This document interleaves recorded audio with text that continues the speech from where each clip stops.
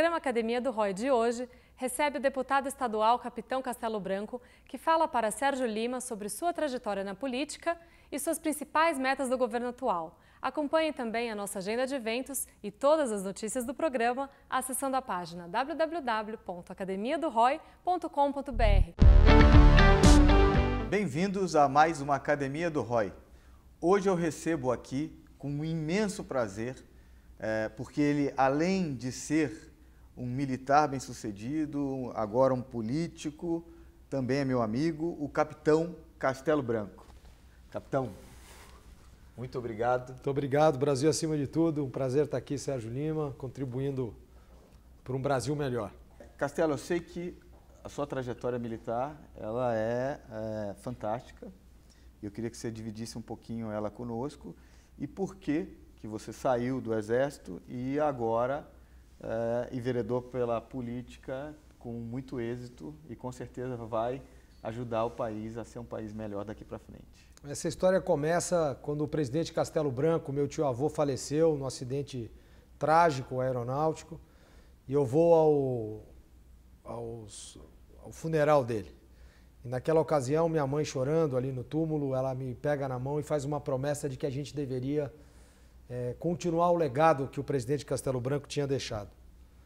Eu era pequeno, eu tinha 5 anos e aquilo eu acho que me marcou bastante. Com 14 anos eu ingressei no Colégio Militar do Rio de Janeiro, na sequência fui para a Escola Preparatória de Cadetes do Exército, depois fui para a Academia Militar das Agulhas Negras e segui a área bélica, cursos de combate, fui parar na aviação do Exército, onde fiquei muito tempo, servi na Amazônia 2 anos, no combate ao narcotráfico, tive uma carreira muito bonita. Infelizmente, um acidente aéreo me tira de serviço, eu fico quase 2 anos hospitalizado e, ao final, sou reformado no posto de capitão após 25 anos de serviço, quase major.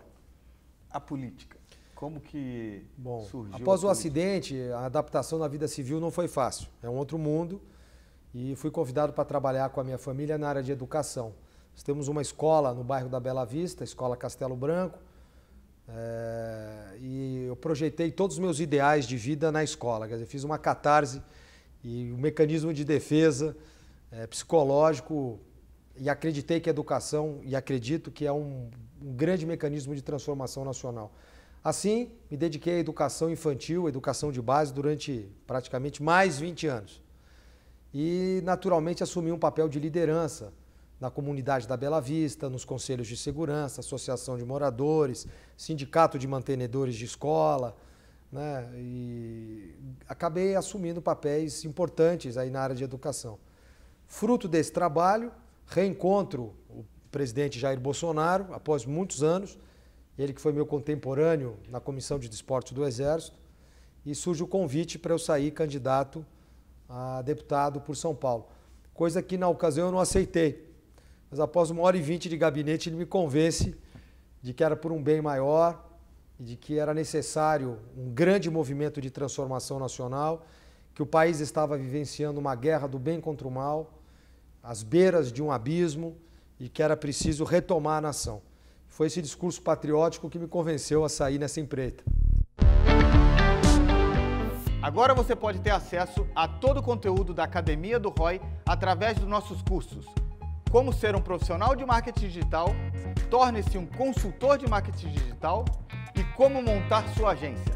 Mais informações, www.academiadoroi.com.br. Acessa lá. A gente vai voltar para a política, mas eu me recordo que também você tem um trabalho de coach.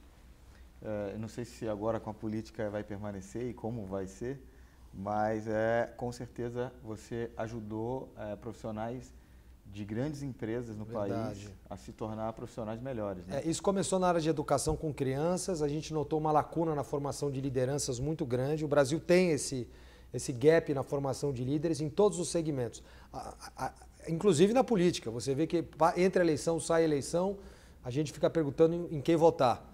A gente detectou isso com crianças, adolescentes, jovens e depois foi para o mundo corporativo, a mesma coisa. Aí nós criamos um curso chamado Leader Camp que prepara você para ser líder, uma escola de líderes. E a gente começa isso com crianças pequenas.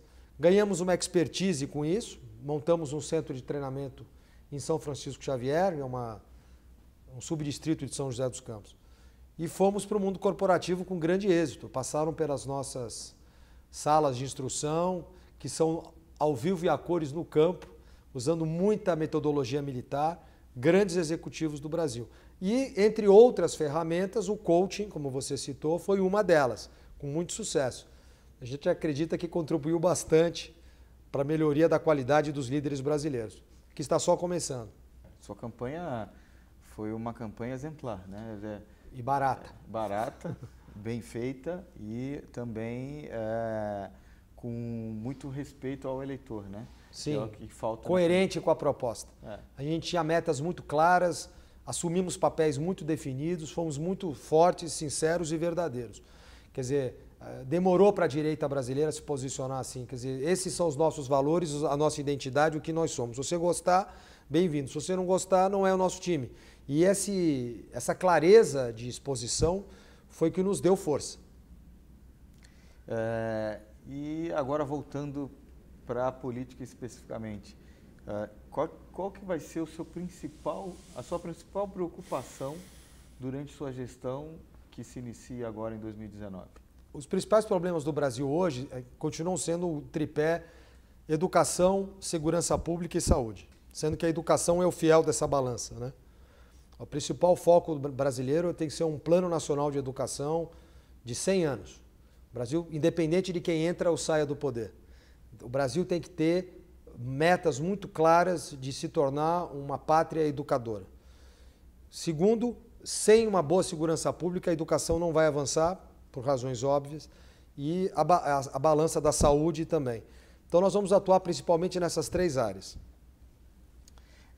Só para o pessoal de casa entender, você foi eleito por São Paulo a deputado estadual com quantos votos? 38.026. Para nós foi surpreendente, considerando que era a primeira eleição, com recursos muito pequenos e sem experiência. Mas eu acredito que a vontade nacional, o momento do Brasil de mudanças, contribuiu bastante para que se escolhessem novos parlamentares. Para você ter uma ideia, a Assembleia Legislativa de São Paulo mudou 60%. Das 94 cadeiras, 52 novos parlamentares. No Congresso Nacional, que são 513 congressistas, mudaram quase 50%. Poderia ter mudado mais, mas já está bom para esse primeiro momento, considerando que haviam vícios e um enraizamento de poder, com toda uma estrutura financeira por trás, sustentando. Então não foi fácil demover. Mas consideramos uma grande vitória, 60% da Assembleia Legislativa de São Paulo renovada e 50% do Congresso Nacional. Já que somos amigos, eu vou fazer uma pergunta provocativa, porque, na verdade, eu acho que está todo mundo preocupado com os militares no poder, com a quantidade de militares eleitos e com medo de ditadura. Então, vou ser muito direto nessa pergunta, porque eu já sei a resposta. O brasileiro precisa se preocupar com uma suposta ditadura? Os militares são amigos da nação brasileira, sempre foram. Desde o descobrimento do Brasil, somos os anjos da Constituição, somos os guardiães da democracia. Os militares estão aqui para assegurar que a nação funcione. Esse erro de halo, como eu coloco, essa interpretação errônea não procede, né? Muito pelo contrário.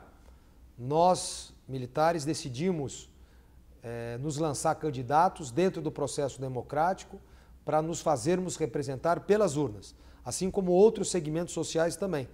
Chegou o momento de nós, militares, nos colocarmos à disposição da nação para fazermos boas gestões, para fazermos boas legislações, para contribuirmos para o crescimento da nação.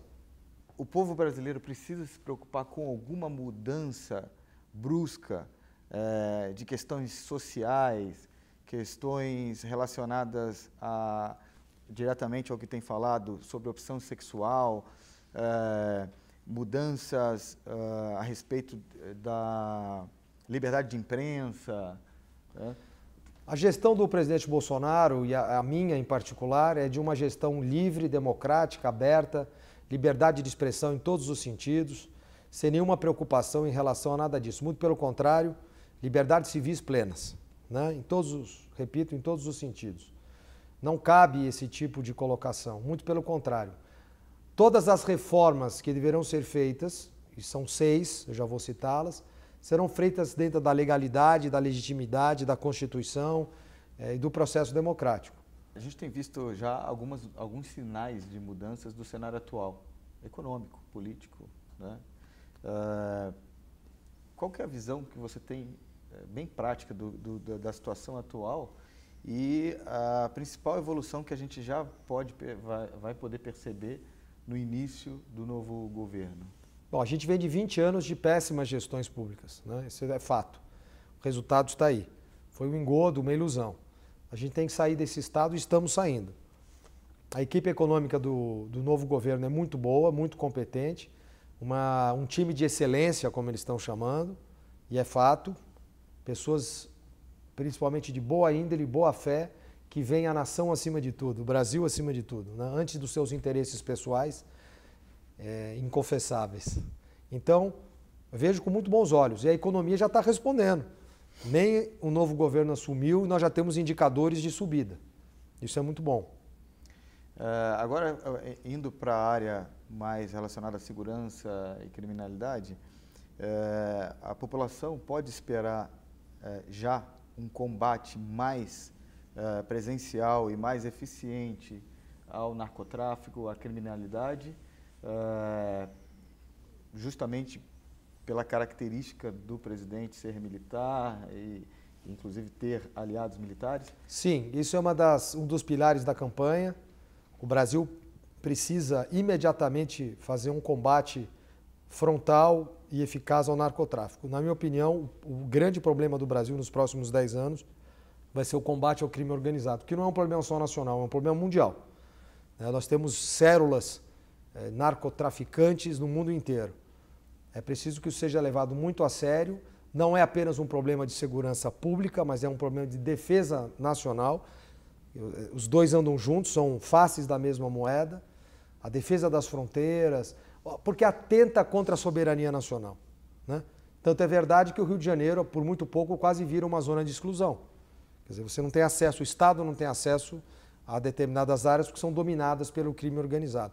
Esse problema é seríssimo, vai ter que ser enfrentado de frente e a atual gestão do governo e da presidência vai, com certeza, enfrentar esse problema de frente completamente de outra forma do que foi feito anteriormente. Agora, é importante salientar que vão ter que haver mudanças e a primeira delas é a mudança na legislação em relação à capacidade do policial militar, a capacidade do policial civil, da Polícia Federal em atuar. Isso é um assunto mais técnico, a gente pode falar num outro momento. Sim. A gente acabou de fazer uma entrevista com o Nelson Williams e ele comentou que é o escritório dele que defende a atuação dos policiais federais em qualquer problema que eles tenham durante o serviço, eles que defendem. Então, é complicado. O policial ele tem que se defender de estar protegendo a sociedade, né? Olha, na minha opinião, houve uma distorção grosseira de interpretação da legislação, ela tomou um rumo contra o cidadão de bem. Eu cito sempre o seguinte exemplo, nós estamos aqui nessa entrevista, se por uma infelicidade entrar aqui um beligerante, nos apontar uma arma, quiser nos assaltar, e eu estou armado e eu defender e ele vier a óbito porque eu salvei a vida de todos, eu vou responder por isso, minha arma vai ser apreendida e é capaz que eu cumpra a pena. Quer dizer, eu salvei a vida de tantas pessoas, eu salvei de um mal maior e eu sou penalizado por isso. Isso num caso tácito como esse. Você imagina casos mais delicados, como é o policial em ação na rua, né? Você facilmente pode dar outra leitura para isso e o herói vira bandido. Aliás, lembro aqui uma famosa frase do brigadeiro Osiris Silva, com quem tive a oportunidade de almoçar ontem, de que o Brasil é um triturador de heróis. A pátria brasileira se tornou uma destruidora dos grandes heróis.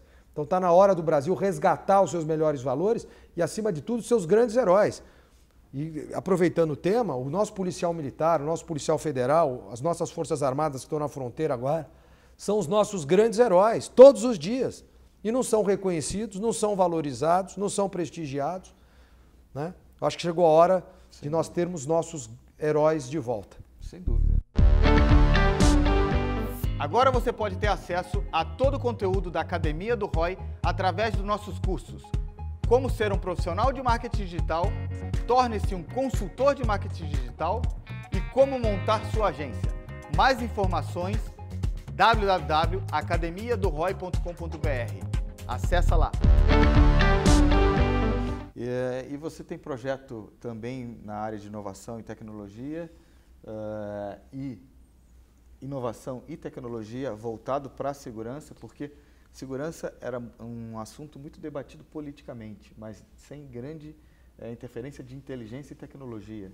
Vídeo Rio de Janeiro. Esse é um assunto crucial para o desenvolvimento do Brasil. Eu vim agora, há 2 dias atrás, de uma palestra do Brigadeiro Pazini, do ITA. O Brasil ocupa no ranking mundial a 64ª posição de país com inovação, pesquisa e desenvolvimento. Quer dizer, não dá, né?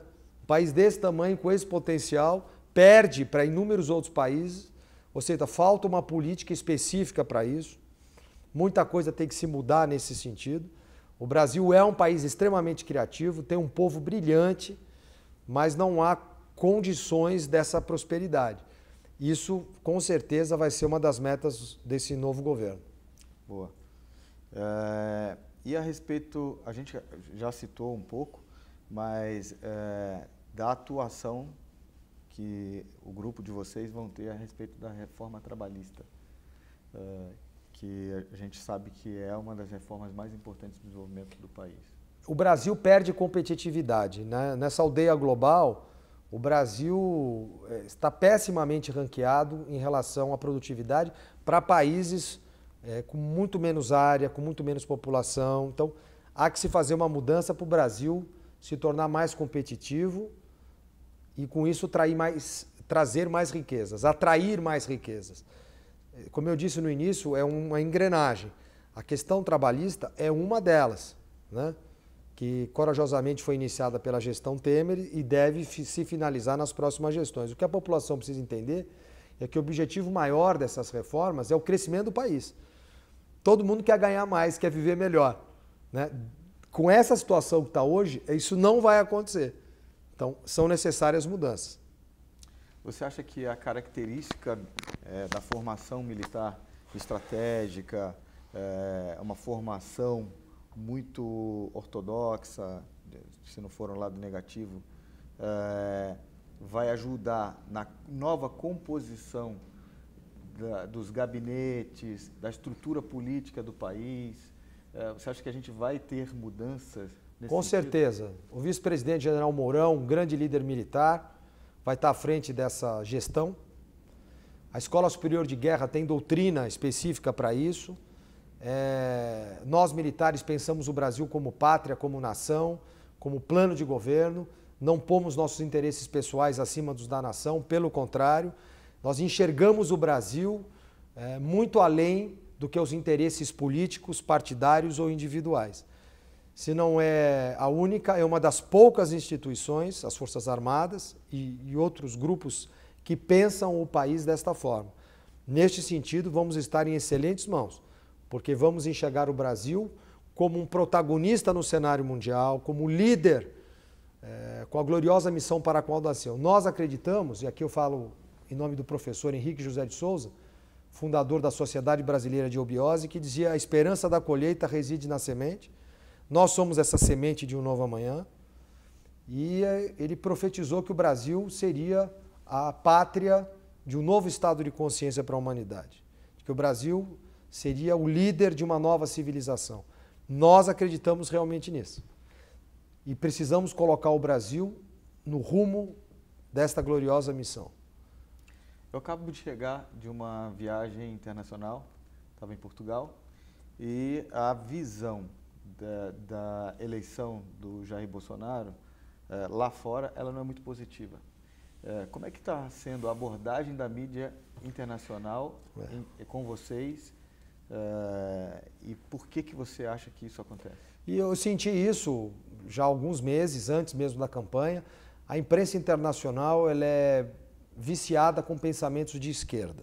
Ela tem um viés ideológico de esquerda. Ela está contaminada por informações distorcidas, propositalmente, né? E os elementos que fazem as reportagens são tendenciosos. Eles não fazem uma análise isenta de paixões, eles têm um viés ideológico. Isso contamina a reportagem, contamina o olhar, contamina a verdade. A imprensa que deveria ser o espelho da verdade, refletir um Estado isento de paixões, não. Ela tomou lado.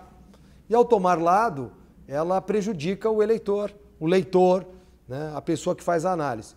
90% da imprensa internacional foi tendenciosa, foi maliciosa, não foi verdadeira, fez colocações exageradas e, na minha maneira de entender, incorretas sobre os cenários.